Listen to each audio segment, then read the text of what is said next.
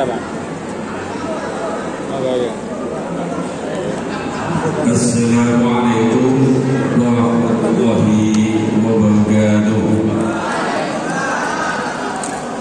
Bismillahirrahmanirrahim. Alhamdulillahirabbil alamin. Assalatu wassalamu ala asyrafil anbiya'i wal mursalin sayyidina Muhammad ibn Abdillah khatamul anbiya wa ala alihi wa sahbihi ajma'in. Asyhadu an la ilaha illallah wa asyhadu anna Muhammadar Rasulullah. Allahumma shalli ala sayyidina Muhammad wa ala ali sayyidina Muhammad amma ba'd. Yang saya hormati para masyayikh, habaib dan ulama, wabil khusus Bapak Yai Saleh Badruddin. Yang saya hormati Ketua PCNO Kabupaten Pasuruan Kiai Haji Ikhwan Mutamakin. Yang saya hormati Rektor Universitas Udayana Dr. Haji Khalid Murtadha MA. Yang saya hormati Ketua Program Pasca Sarjana Universitas Udayana Pasuruan. Yang saya hormati Bapak Wakil Rektor 1, Wakil Rektor 2, dan Wakil Rektor 3. Yang saya hormati putusan dari Banom PCNO Kabupaten Pasuruan. Yang saya hormati kepala sekolah tingkat LTA Kabupaten Pasuruan. Yang saya hormati juga para mahasiswa Universitas Udayana Kabupaten Pasuruan, perwakilan BEM, dan audiens yang lain yang tidak bisa saya sebut satu-satu. Wabil khusus saya ucapkan kehadiran Bapak Ibu narasumber. Yang pertama adalah Bapak Hasbullah, kemudian yang kedua adalah Bapak Saiful Hadi, kemudian yang ketiga ada Bapak Ahmad Hasani, yang keempat Ibu yang paling cantik di hadapan kita, Bu Ganggawati Wismantari. Saya sekali lagi dan mengucapkan terima kasih atas kehadiran Bapak Ibu sekalian.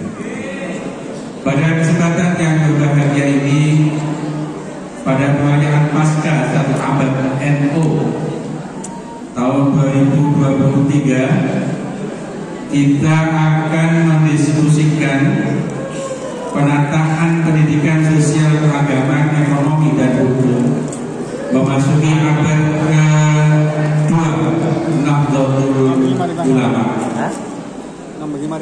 Sebelum kita masuk kepada agenda inti kita dalam FDD, fokus group discussion, pada kesempatan yang berbahagia ini, mari kita sama-sama buka terlebih dahulu dengan membaca basmalah bersama-sama.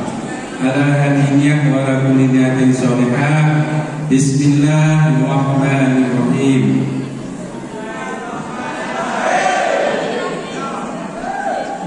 Bapak Ibu audien yang berbahagia, untuk menyingkat waktu, saya tidak akan mengulas panjang lebar terkait dengan tema kita saat ini, penataan pendidikan sosial, agama, ekonomi, dan hukum memasuki abad ke-21, abad kedua Nahdlatul Ulama pada perayaan Pasca 1 Abad NU ini. Telah hadir di hadapan kita beberapa narasumber yang kompeten.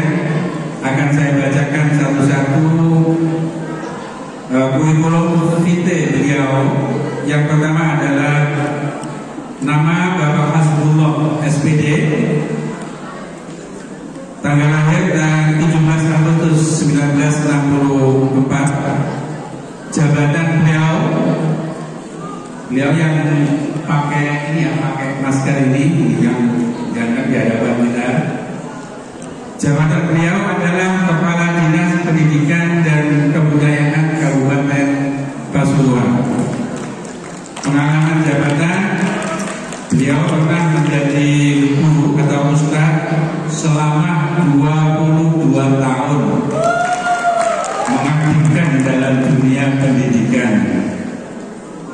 Di birokrasi beliau sudah menjalaninya selama 17 tahun.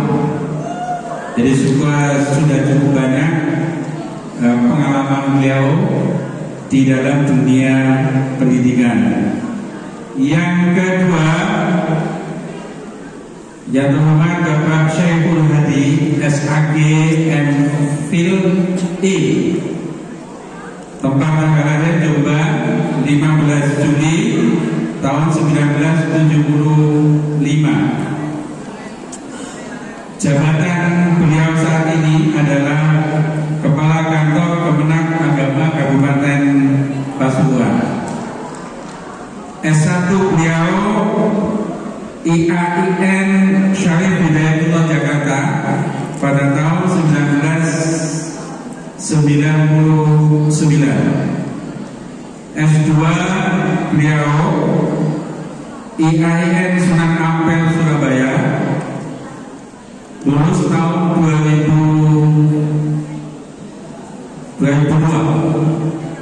Ternyata satu alma mater dengan saya waktu S2. Hanya saya lebih tua karena saya angkatan pertama. Pengalaman beliau Kepala Seksi Produk Halal, Pembinaan Syariah dan Sistem Informasi Urusan Agama Islam bidang Kanwil Kementerian Agama Provinsi Jawa. Kemudian Kepala Subbagian Organisasi Tata Laksana dan Kepegawaian Bagian Tata Usaha Kanwil Kementerian Agama Jawa Timur. Kemudian Kepala Kantor Kementerian Agama Kabupaten Ponorogo. Kemudian pada saat ini dimutasi menjadi Kepala Kantor Kementerian Agama Kabupaten Pasuruan. Yang ketiga, Bapak Dr. Ahmad Hasani MSI, tempat tanggal lahir Pasuruan 14 Februari tahun 1966. Beliau mencantumkan status sudah kawin, keluarga satu istri dengan 3 anak. Pendidikan S1 Institut Ilmu Pemerintahan Jakarta, kemudian S2 Administrasi Publik Universitas Negeri Jember.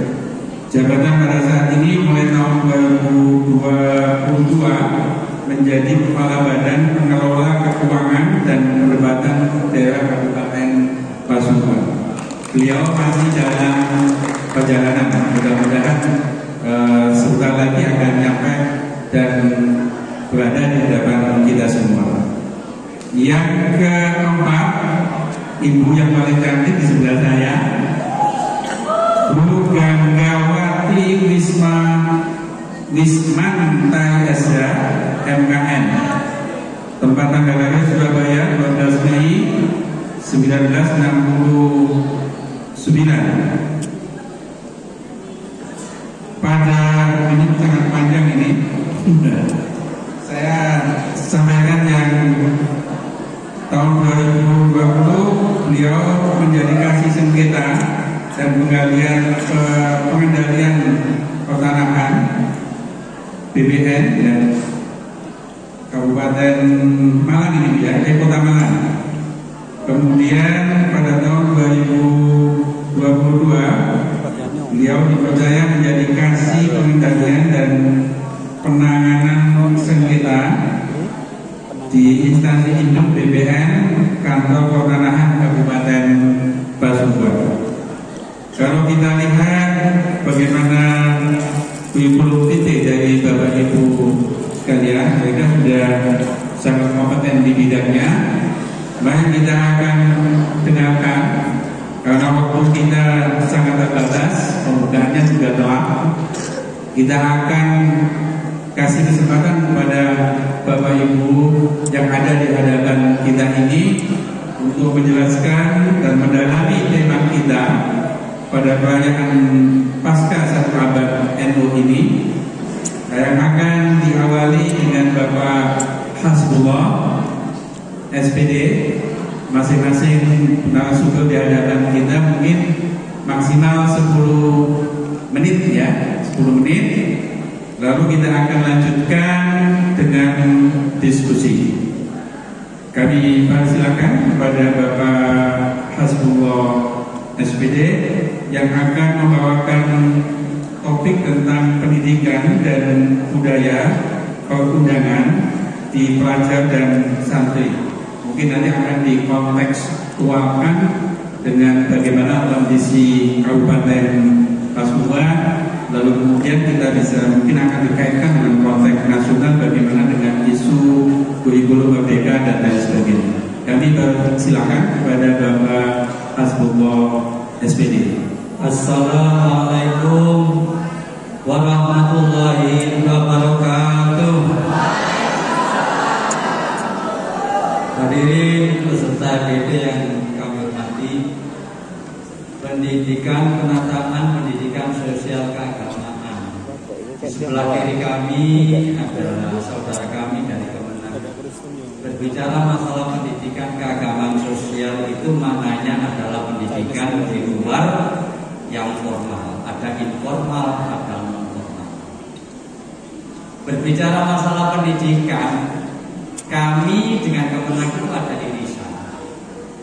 Karena Kemenag juga kantor tentang pendidikan, bukan ansih masalah haji, masalah perceraian, tetapi juga dibebani untuk bagaimana penyelenggaraan pendidikan keagamaan. Nah, irisan inilah oleh Pak Bupati dan Pak Wagub, khususnya dan Gus Mujib, jargonnya adalah waktu kumpul bareng bangun DPI Ramadi. Makanya hadirin kalau mau datang ke Haji, gedung kami itu bukan namanya Dinas Pendidikan dan Kebudayaan, tapi di atas itu adalah gedung Wakaf ini dalam rangka perhatian Pak Bupati dan Pak Wagub itu terhadap pendidikan keagamaan. Oleh karena itu data kami di sini dari 1,2 triliun ada 93 M itu adalah diberikan kepada pendidikan sosial keagamaan sebagai bentuk kepedulian Bapak Bupati dan Wakil Bupati mendukung ketercapaian pendidikan yang ada di Kabupaten Batu. Karena sesuai dengan visi-misi beliau bahwa afirmasi pendidikan formal dan informal itu harus disatukan, harus disinergikan. Oleh karena itu, kalau berbicara masalah yang disampaikan oleh Gus Ipong tadi, masalah PBA, program buta aksara, Pasuruan sudah mendapat penghargaan dari Kementerian Pendidikan, baik itu yang bersifat mensewu, ya, pendidikan formal maupun pendidikan informal. Jadi lulusan pondok itu sangat mendukung kepada kami tercapainya program buta aksara.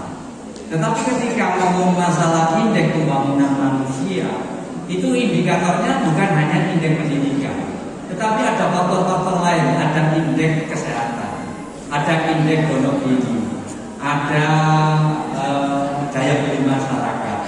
Maka dalam hal ini kami telah melakukan namanya program percepatan peningkatan indeks pendidikan di Kabupaten Pasuruan.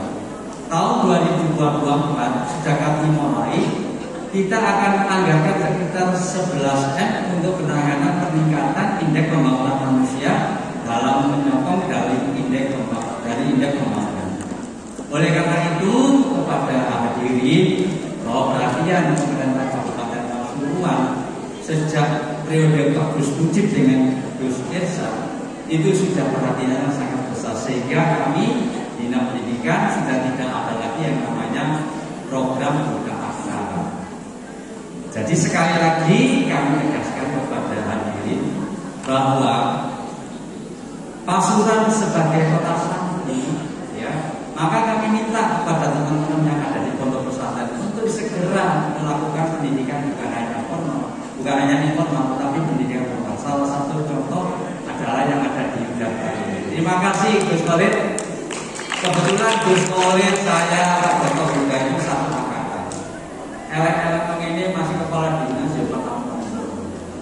Jadi kalau jenengan sekolah ya tidak dibarengi dengan pondok, maka dapatnya hanya ilmu dunia. Oleh karena itu terima kasih kepada santri-santriwati yang sudah pondok sekaligus.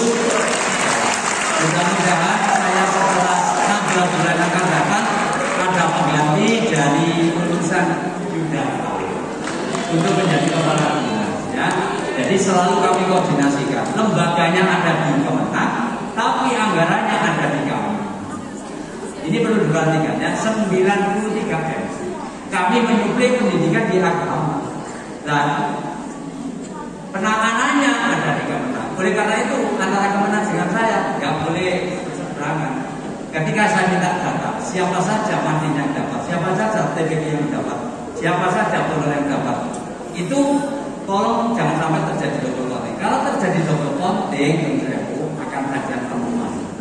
Pak Bupati mesan kepada kami, Pak Hasbullah, aku kurang 1 tahun, 10 kali BTP wajar tanpa pengecualian. Sehingga kami minta kepada teman-teman di pendidikan agama, kalau di Papua jangan lupa SPJ-nya. Sekian, terima kasih. Assalamualaikum warahmatullahi wabarakatuh.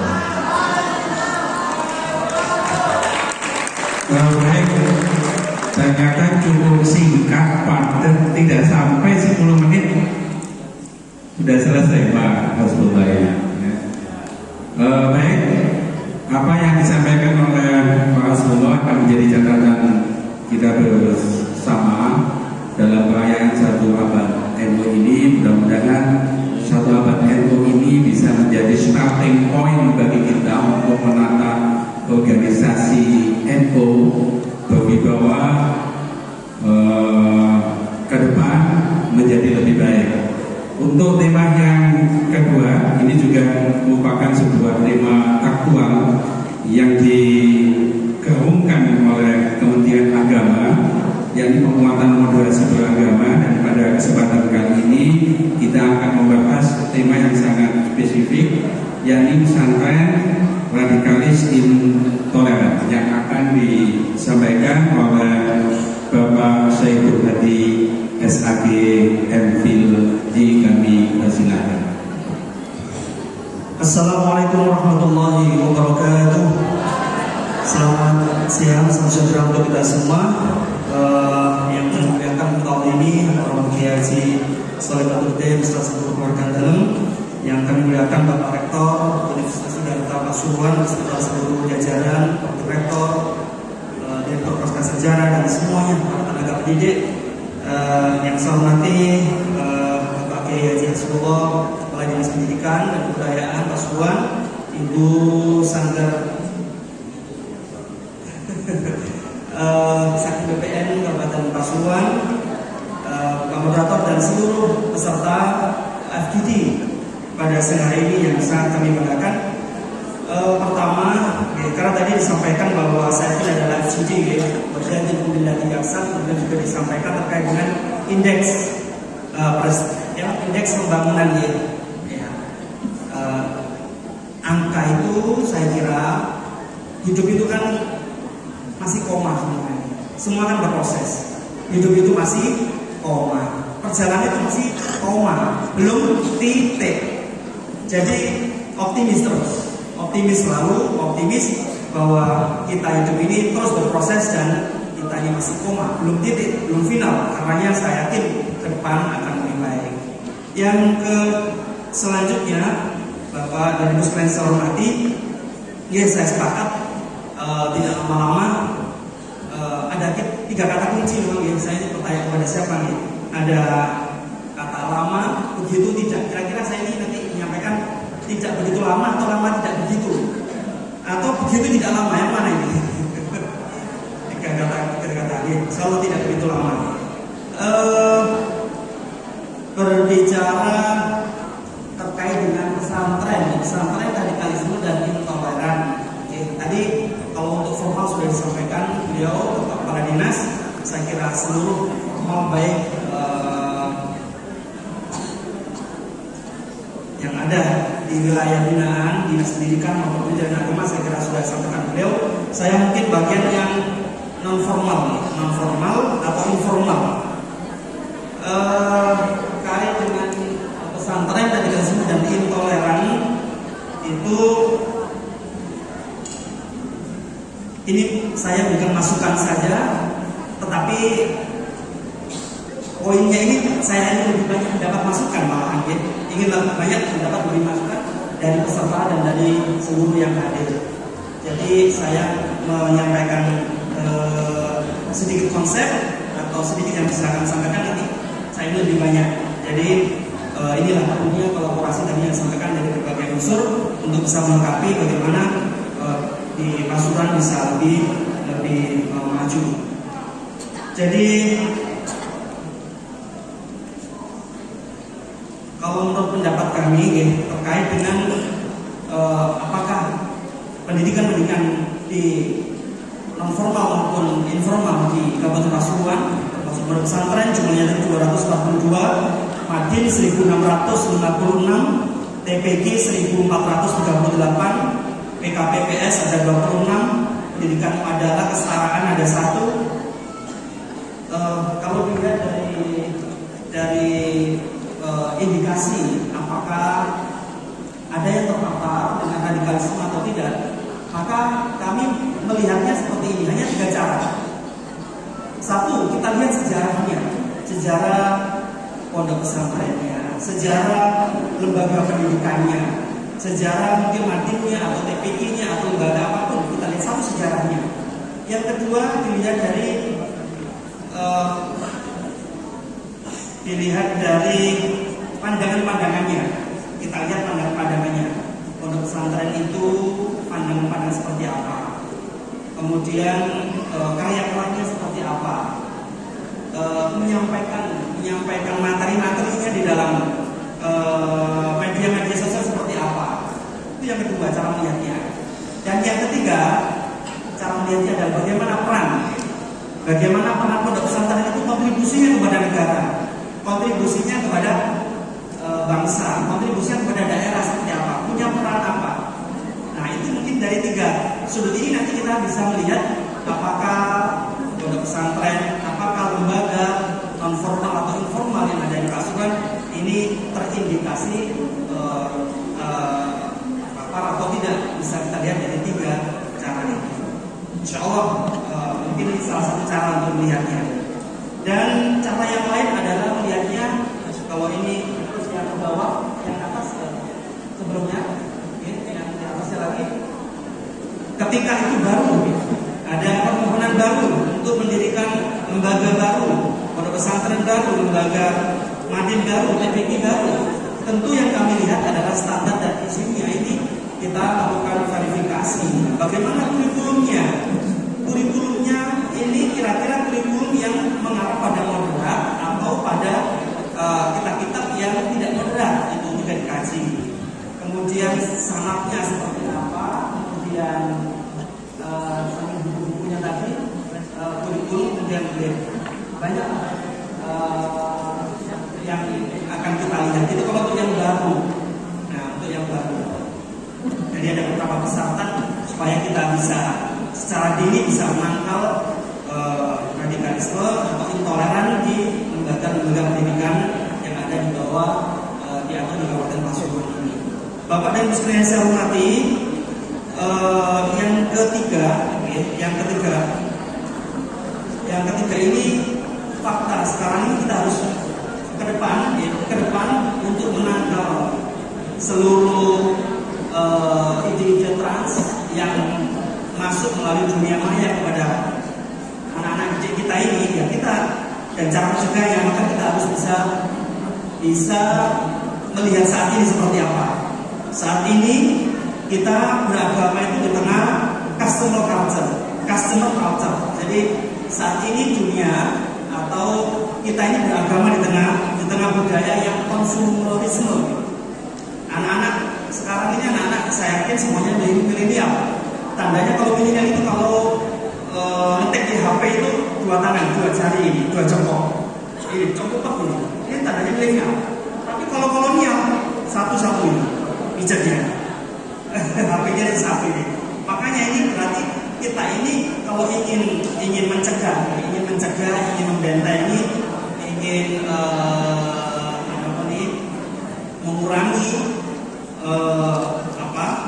itu, maka kita harus tahu bahwa anak-anak kita ke depan saat ini dan ke depan ini kita beragama di dalam di tengah consumer culture, budaya yang serba konsumer, instan. Kemudian tren-tren saat ini adalah masyarakat kita itu mencari yang paling instan, yang paling mudah. Istilahnya itu misalnya sudah tidak banyak pengen bermacam-macam power misalnya, atau bermacam-macam pendapat, nggak pengen yang rumit-rumit, pengennya yang sederhana. Ini boleh nggak? Boleh. Ini tidak. Ini boleh. Ini tidak. Itu yang dicari. Jadi tidak ingin banyak power kan enggak. Ini kondisi saat ini anak-anak kita sekarang praktis sekali, sehingga kenapa para artis banyak yang hijrah dan seterusnya itu karena pengaruh-pengaruh yang cari yang mudah-mudah, cari panutan-panutan yang kira-kira itu pokoknya bisa memudahkan, nggak banyak memberikan beban dan seterusnya, sehingga kita tren selebritis kemudian salafi itu karena ya salah satu caranya adalah seperti itu. Kemudian kita ini beragama di tengah-tengah multiple realities, jadi realitas yang multi, realitas yang bermacam-macam. Anak-anak kita itu Bapak Ibu sekalian berarti kalau makan itu ya diajarkan di sekolah, di madrasah memang doa Allahumma barik lana, tapi kita pas makan nggak baca doa, tapi sudah di depan HP ini sambil lihat sambil makan, sudah lupa semua ajaran-ajaran itu. Ini anak-anak kita sekarang ini.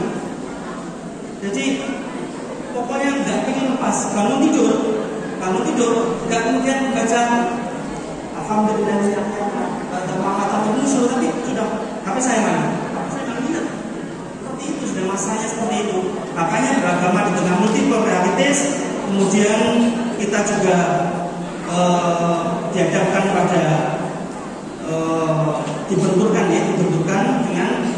dengan post-truth atau kebenaran, sehingga banyak lalu media-media itu disebarkan kepada anak-anak kita doktrin yang dibenturkan dengan rasa.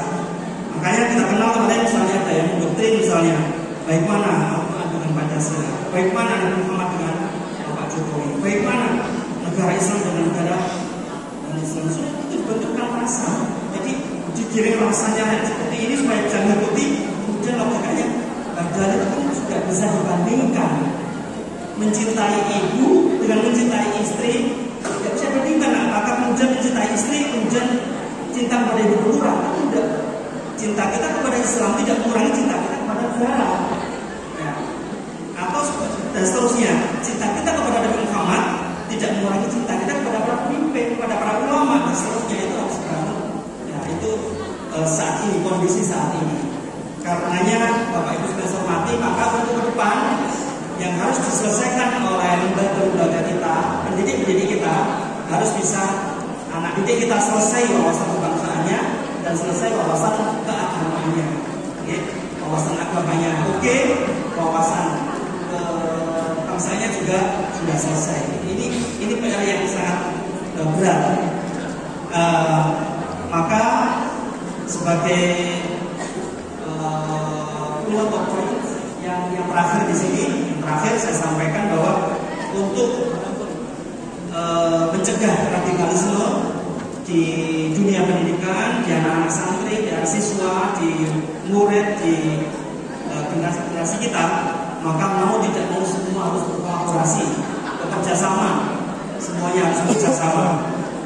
Jadi para guru-gurunya, para ustadz-ustadznya, para tenaga pendidiknya sudah harus selesai soal wawasan kebangsaan dan juga sudah selesai wawasan keagamaan, sehingga kepada anak didiknya juga bisa mengantar lebih baik. Kemudian yang kedua, kita harus banyak memproduksi pengetahuan, ya, memproduksi pengetahuan, tulisan, penyampaian secara luas.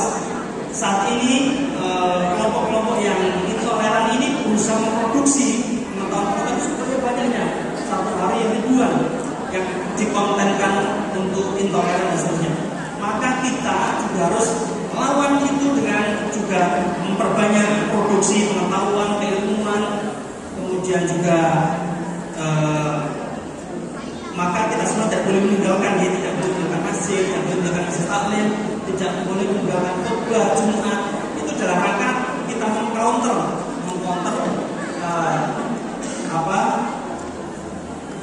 produksi mereka melalui media-media dan juga melalui pengajian-pengajian. Dan selanjutnya karenanya terapi poinnya adalah tiga tadi. Satu, kita tingkatkan bimbingan keagamaan, Yang kedua, kita kerjasama dengan tokoh-tokoh masyarakat supaya bisa benteng itu supaya bisa kuat, kerjasama dengan di bidang pendidikan, di pesantren, di madrasah, di sekolah, di lembaga non formal, insya Allah kalau semuanya ini bisa kerjasama dan saling benteng ini tentu tidak gampang anak kita terpapar. Yang ketiga terkait dengan pendidikan, di pendidikan juga demikian, formal, informal, kemudian di masyarakat, tokoh-tokoh masyarakat semuanya bersatu untuk menangkal ide radikal maupun ide intoleransi ini. Insya Allah tiga poin itu harus kita lakukan ke depan untuk bisa menjaga di dunia pesantren maupun di lembaga formal maupun non formal. Saya kira itu poinnya Pak. Nanti baik, terima kasih. Assalamualaikum warahmatullahi wabarakatuh. Terima kasih Pak Said Berarti. Mau saya gunakan waktunya Pak ini sudah 11.34 ya. Baik, masih semangat. Kemudian coba kita semangati dulu. Kalau saya bilang siapa kita, Indonesia, gitu ya. Pancasila, yes, gitu ya. Tegas. NU, yes, gitu ya. Radikalisme, no way, gitu ya. Ayo kita ulang lagi. Siapa kita? Pancasila, NU, radikalisme. Alhamdulillah, semangat ya. Siapa, karena Gus tadi kan kalau kita diskusi yang diskusi tua-tua itu cepat mati kan nggak akan terimplementasi. Anda semua masih muda, mahasiswa, ada siswa. Kalau di pesantren ada ungkapan subhanul yaum rijalul haq, kan begitu ya. NU Indonesia ada di pundak kita bersama. Baik, dengan momentum 1 abad NU ini, saya teringat ungkapan Hadratus Syekh Muhammad Yai Hasid ya. Sebelum NU didirikan pada tahun 1914, itu Yai Wahab Hasbullah pada tahun 1914 itu sudah mengatakan mau mendirikan NU. Tapi Hadratus Syekh Muhammad Yai Hasid Asari menahan. Jangan dulu. Kita harus benahi dulu apa ada 2 hal. Lalu didirikanlah apa yang disebut dengan taswiyul afkar, kebangkitan di dalam berpikir yang mempunyai tugas bagaimana memutuskan visi-visi organisasi, mengelola manajemen organisasi. Kemudian yang kedua ada Nahdlatul Tujjar yang akan mendanai penguatan dalam bidang dana. Kalau 2 hal ini tidak ada, organisasi tidak akan bisa berjalan. Nah, ini usulan dari Kiai Hasyim Asy'ari kepada Yai Wahab Hasbullah pada tahun 1914. Jadi 2 hal ini menjadi namanya fondasi bagaimana kemudian pada tahun 1924 sudah siap, kemudian didirikanlah organisasi masyarakat yang namanya Nahdlatul Ulama. Pada kesempatan ini sambil menunggu kedatangan Pak Rasulullah, ibunda kita dari BPN yang akan membahas tentang kasus agraria yang ada di Kabupaten Pasuruan. Nanti mungkin diskusi lebih lanjut terkait dengan pendidikan, radikalisme, intoleransi. Kabupaten Pasuruan memang agak unik. Beberapa kasus ada guru yang tidak mau berubah dengan bendera. Ya. Tidak tahu bagaimana kemudian tindakan lebih jauh yang dilakukan oleh pemerintah dalam hal ini, khususnya adalah Kabupaten Pasuruan. Nanti kita akan diskusikan lebih jauh. Untuk menyingkat waktu, kami persilakan Ibunda, monggo. Assalamualaikum warahmatullahi wabarakatuh. Selamat siang, salam sehat. Semuanya sehat ya? Bahagia. Bahagianya karena apa? Sudah satu abad NU ya. Izin bahan paparan kami sudah kami sharekan, tetapi alangkah baiknya karena ini FDW ya Bapak ya, agak melenceng sedikit. Kalau kami dari sengketa konflik dan perkara ini begini Bapak, Bapak Ibu dan saudara-saudara anak-anak muda, ya. Kalau sengketa tanah itu dulu itu ada pepatahnya, pepatah dari orang-orang dulu itu sedumuk batuk senyali bumi. Apa tuh ya? Kita yang milenial nggak tahu ya. Apa ini maksudnya sedumuk batuk senyali bumi itu pepatah apa? Artinya apa? Walaupun kita punya sejengkal tanah cuma selebar batuk ini, itu kita mempunyai kewajiban untuk mempertahankan. Terus, oleh karenanya masalah tanah itu salah satu berkaitan dengan hak asasi manusia, ya kan? Untuk pengaturannya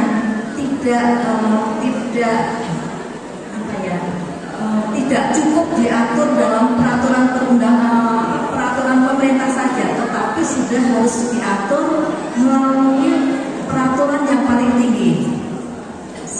Ya, setidak-tidaknya undang-undang kan katanya teori ini. Nah, Bapak Ibu, saudara-saudara, kalau sudah terjadi sengketa konflik pertanahan, itu akan mempunyai dampak. Dampak kasus pertanahan antara lain apa? Tentu saja tanahnya menjadi tidak produktif, bongkar. Siapa mau? Ya kan kalau mau tinggal sengketa, engkau nggak aku nggak iki tiba engkau dituduh penyerobotan, ya kan? Nah, akibat lainnya dari segi perekonomian apa? Tentunya karena tidak produktif, tanah bongkar, tanah melangkah, dari segi itu pendapatan pajak PAD daerah juga akan stagnan, ya kan? Nah, dengan adanya timbul sengketa mempengaruhi juga kehidupan sosial masyarakatnya, kan akan ya. Nah, ini Bapak Ibu di dalam peraturan yang berkaitan dengan sengketa konflik dan pertanahan ini FGD sekalian saya sosialisasi ya. Yang mana yang mempunyai yang merupakan kewenangan sengketa konflik perkara pertanahan, yang mana yang merupakan kewenangan dari BPN atau Kementerian ATR. Karena kadang-kadang banyak pengaduan juga Bapak Ibu bahwa jalan ditutup, ngadunya ke BPN. Saluran mampet, ngadunya ke BPN, minta tolong diselesaikan. Masalah sewa menyewa tanah, disewakan atau dikontrakkan, sing pengontraknya masa habisnya habis, nggak mau pindah, nggak mau keluar, ngadunya ke BPN, tolong diselesaikan. Nah, di sini kami memberikan, intinya saya singkat saja, yang merupakan kewenangan dari BPN untuk menyelesaikan adalah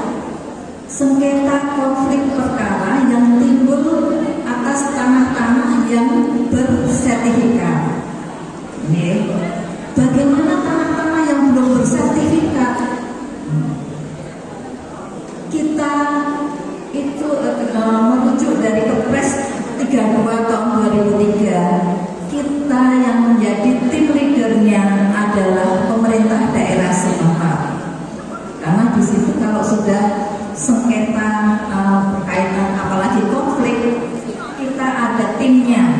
Jangan khawatir, di Kabupaten Pasuruan sudah ada SK penanganan sengketa dari Pak Bupati, Pak. Gitu ya. Nah sekarang kalau dalam prakteknya Bapak Ibu, jadi sengketa itu apa yang tren untuk Kabupaten Pasuruan? Yang pertama Bapak Ibu tentunya masalah kepemilikan atau pemasangan tanah. Itu trennya. Kalau mungkin daerah perkotaan ya Bapak Ibu, itu trennya itu masalah tanah-tanah yang disekolahkan, raiso bayar, akhirnya dilelang, wah ikut kan akan ya. Tapi kalau untuk Kabupaten Pasuruan, ini data kami melakukan penelitian mulai tahun 2017 sampai 2023, tren pemasangan dan pemilikan tanah. Kalau dilihat lagi, kok bisa udrek-udrekan masalah pemilikan atau pemasangan itu apa sih? Ya itu Mbak, ada kalanya Bapak Ibu bahwa orang sudah punya tanah tapi tidak memanfaatkan, pergi keluar dari letak tanah itu, kemudian ada orang lain kok itu tanah nggak dimanfaatkan, pertamanya di depan dulu bikin warung misalnya, kok nggak ada yang protes juga, saya berdiri di sini untuk mundur sedikit warungnya, jadi penguasaan fisik oleh pihak lain. Nah, Bapak Ibu, ini dalam rangka penanganan dan penyelesaian masalah, kami untuk mulai tahun 2022 mulai mencari solusi.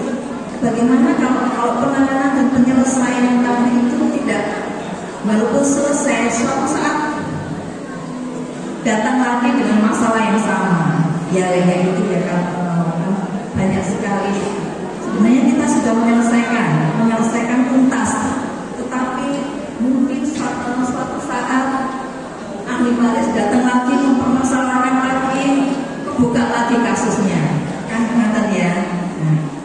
Nah ini untuk kami melihat dari kementerian bahwa jangan menangani dan menyelesaikan ke orang rampung-rampung ya, padahal ya sebenarnya merampung kayak kan ngeten ya, baik dengan Pemkab, dengan institusi tersendiri, kita melakukan upaya pencegahan dengan metode kita mencari dulu akar masalah, memilah-milah masalah apa yang terjadi dalam masyarakat.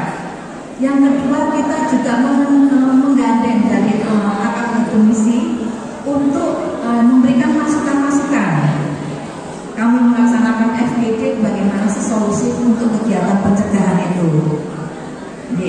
Dengan cara memetakan mencari akar masalah itu. Gitu ya Bapak Ibu. Nah, berkaitan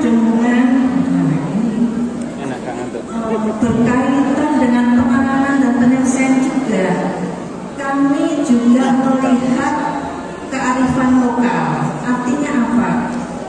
Kalau perkara kan sudah jelas ya tahapan-tahapannya pasti di lembaga peradilan. Bagaimana dengan penanganan sengketa dan konflik?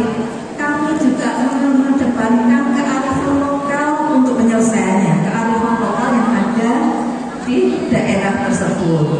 Kami mengetahui Kabupaten Pasuruan ini kan religius Pak. Kami juga dalam memediasi itu juga mengundang tokoh-tokoh agama. Karena kalau kami melihat tokoh-tokoh agama yang ada di masyarakat itu sering digugu malah, yang digugu itu apa artinya?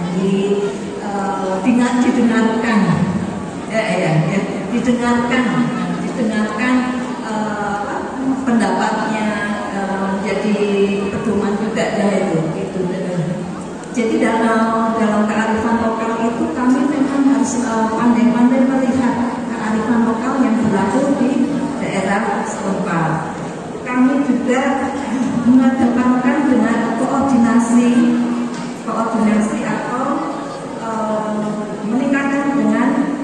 masih pemerintah Pemda maupun instansi lain dalam penanganan dan penyelesaian.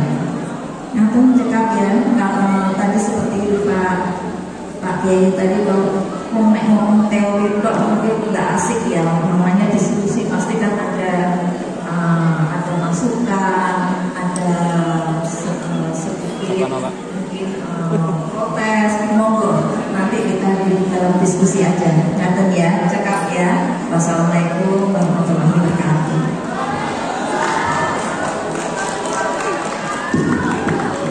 Kami ucapkan terima kasih. Barangkali untuk Bapak Hasani.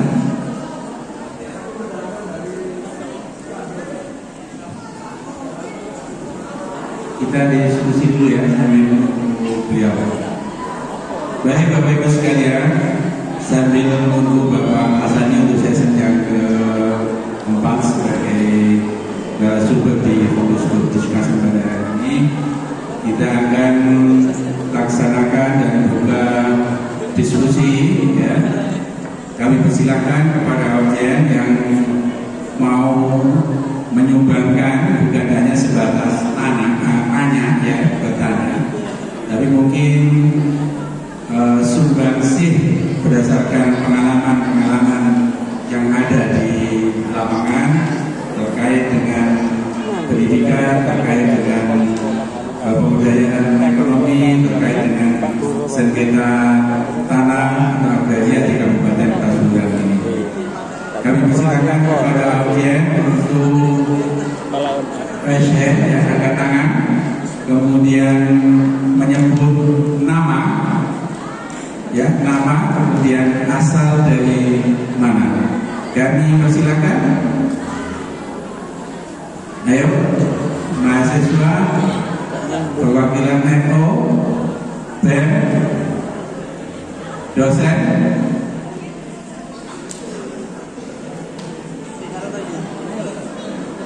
Ayo silakan. Tidak usah malu, satu ya. Saya batasi 3 aja dulu. 1.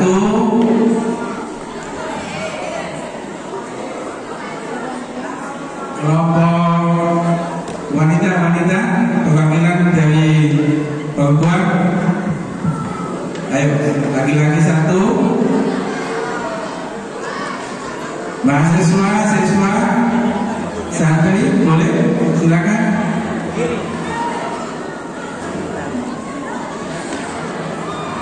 Dosen? Tidak ada. Oh, ini ada 2. Ya, kami persilakan.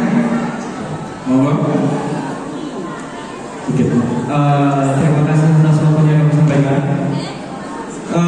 Mungkin pertanyaan saya terkait kebijakan. Nama dulu, nama.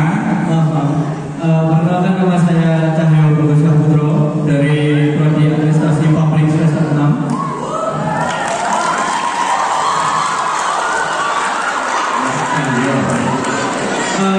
Bicara terkait ekonomi, Bapak. Jadi beberapa waktu yang lalu juga saya pernah melakukan penelitian khususnya di kampus Pasuruan terkait UBPK. Nah, jadi mungkin adakah terkait pengoptimalan terkait ekonomi nantinya dari keluarga yang mendapatkan PKH agar bagaimana langkah untuk bisa tergradasi mandiri yang akhirnya mungkin bisa membuat satu UB, dan dari UB ini bagaimana nantinya memanfaatkan program dari kampus Pasuruan seperti Yunoto, terus program-program yang lainnya kebijakan ekonomi dan program ekonomi nantinya bisa berdaya saing global seperti itu. Mungkin seperti itu dari saya. Terima kasih. Wassalamualaikum warahmatullahi wabarakatuh. Baik, selanjutnya ya Mas yang pakai jaket, silakan sebut nama dan asal. Assalamualaikum warahmatullahi wabarakatuh. Nama saya Abdul Hamid Auladi, saya perwakilan dari BEM Universitas Wirata Pasuruan. yang saya tanyakan kepada Ibu yang ada di depan ini mengenai konflik agraria yang ada di Pasuruan. Ini kemarin saya baca berita kemarin tanggal 13 Mei ini ada rapat paripurna membahas mengenai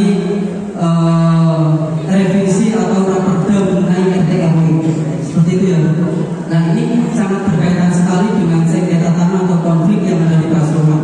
Karena apa? Kalau misalkan di sini ada yang berita yang saya baca itu ada beberapa hal yang mungkin itu tidak melibatkan civil society atau hanya melibatkan state atau hanya privat sektor atau cuma cukup kalau misalnya kita cukup atau para kapitalis seperti itu.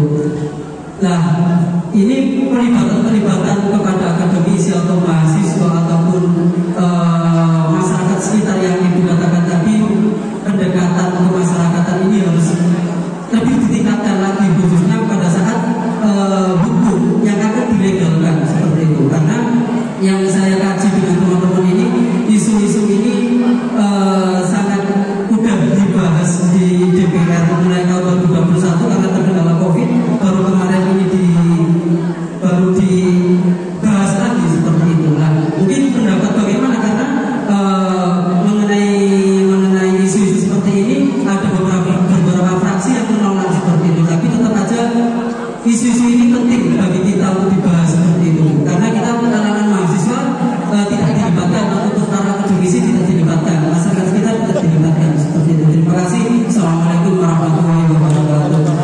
Waalaikumsalam warahmatullahi wabarakatuh. Ayo satu lagi. Silakan. Ada diskusi sama uang-uang lah kok kena kabeh. Tanjingan di kita Pak negara pendidikan. Ya, kami persilakan. Kepala sekolah hilang nggak? Saya kan wakil kepala sekolah. Baik, assalamualaikum warahmatullahi wabarakatuh. Ada diskusi Pak. Sebelumnya perkenalkan nama saya Muhammad Rasulullah dari delegasi Badan Eksekutif Mahasiswa. Sejauh dari beberapa poin dari awal yang dibahas tadi cukup menarik dan cukup sangat insightful tentunya. Mungkin ada beberapa poin dari beberapa klaster terutama yang soal pendidikan. Bahasanya dari Bapak Kepala Pendidikan tadi itu menyebutkan bahwasanya tergelontorkan beberapa anggaran sebesar nilai triliun gitu Pak ya untuk peningkatan untuk pendidikan. Namun yang menjadi pertanyaan tingkat pendidikan di Pasuruan ini masih cukup rendah Pak. Mungkin sebagai indikator saya untuk menilai kualitas Pasuruan ini cukup rendah. Banyak akses yang untuk kalangan masyarakat kelas bawah itu tidak mendapat akses untuk pendidikan yang lebih tinggi begitu. Karena sementara ini yang Bapak jelaskan hanya terkait program mudik dan lain-lain. Jadi mungkin tanggapan Bapak bagaimana untuk meningkatkan kualitas pendidikan ini untuk dibutuhkan kepada kelas kaum bawah. Mungkin itu. Kemudian soal radikalisme tadi bicara soal radikalisme pesantren, yang saya tangkap hanya berupa soal sosialisasi, kemudian soal kerjasama. Agaknya itu mungkin saran-saran yang mungkin saya petik Pak ya. Mungkin cukup juga harus ada jawaban dari jenengan program-program apa Pak yang mungkin diperlukan bagi upaya untuk pencegahan radikalisme pesantren itu sendiri selain untuk sosialisasi, karena anggapan sosialisasi itu ada program soal sosial Pak, program soal edukasi, karena yang dibutuhkan ini harus ada kolaborasi dengan upaya pendidikan. Bagaimanapun kemudian radikalisme pesantren ini faktor yang paling fundamental ini disebabkan oleh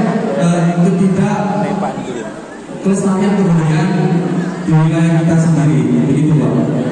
Jadi perlu adanya upaya-upaya pendidikan dengan kolaborasi dengan kebudayaan. Kemudian soal klasterisasi pertanahan yang saya tanyakan mungkin soal ini beberapa hari kemarin itu di media massa itu banyak kasus agraria seperti di Kecamatan Pasuruan, bahasanya warga Pasuruan itu menolak dengan aktivitas truk yang ini Bu, yang diindikasikan banyak yang mengangkut pasir dan batu itu tidak memiliki surat jalan. Kemudian warga setempat itu menanyakan truk yang membawa pasir dan batu ini sebenarnya untuk kepentingan apa? Dan setelah diteliti itu ada indikasi dengan bahasanya ada problem soal pertambangan ilegal. Soal pertambangan ilegal. Nah, yang menjadi pertanyaan tadi itu kan lebih mendominasi membahas soal sertifikat sengketa ya. Jadi apa kewenangan dari BPN untuk mengatasi persoalan pertambangan ilegal tersebut? Mungkin seperti itu yang bisa saya tanyakan. Sekian, terima kasih. Baik, pertanyaan sekalian, ada 3 penanya. Yang satu terkait dengan kebijakan ekonomi yang kebetulan pada kesempatan ini belum datang ini narasumber yang terkait dengan ekonomi. Sudah masuk nih? Ganti, boleh ganti pertanyaan nggak? Boleh ganti pertanyaan nanti. Kemudian yang kedua terkait dengan konflik agraria nanti akan dijawab oleh Ibu.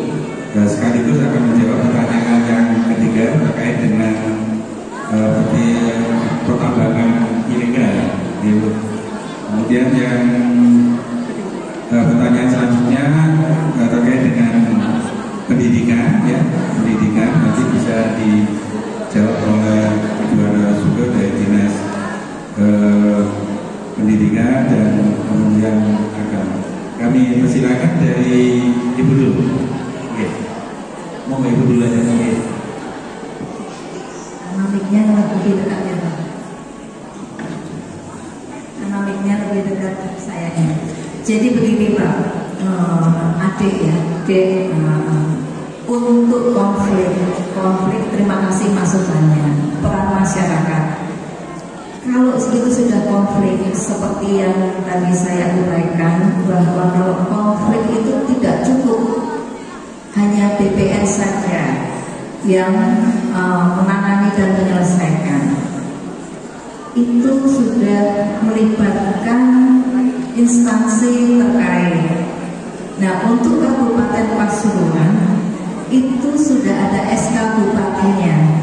SK Bupati, jadi karena itu sudah menyangkut konflik ya, yang menjadi tim leadernya, tim leadernya adalah pemerintah daerah.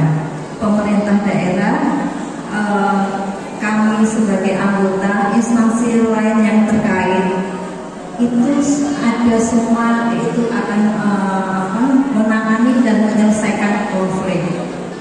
Nah, di mana peran masyarakat di dalam penanganan konflik? Tidak serta-merta rapat tok itu tidak. Kita pakai metode mungkin kalau di akademisi itu pakai metode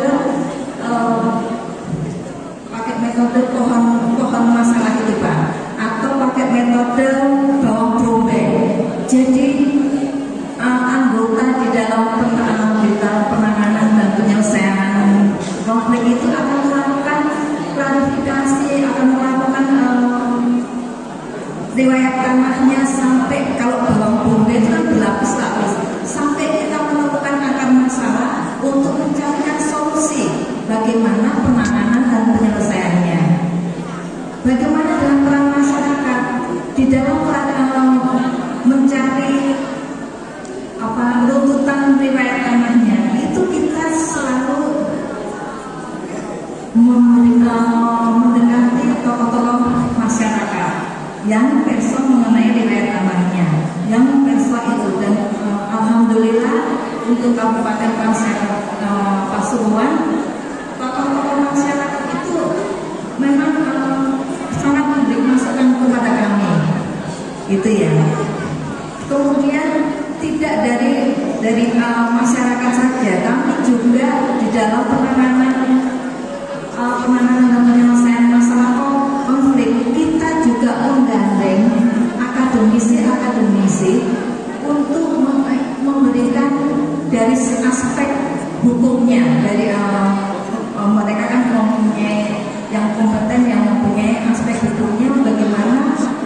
dengan kearifan lokal itu untuk mencarikan solusi penyelesaiannya, gitu ya. Nah, kemudian pertanyaan yang berkaitan dengan